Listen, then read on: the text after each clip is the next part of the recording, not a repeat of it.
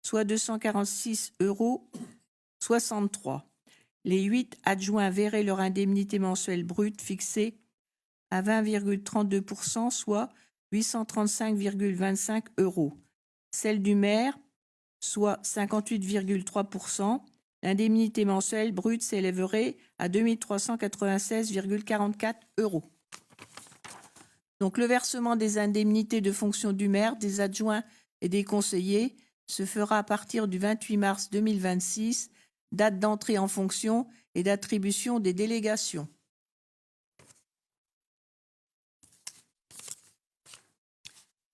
Donc, je vais faire procéder au vote. Donc, qui se prononce pour?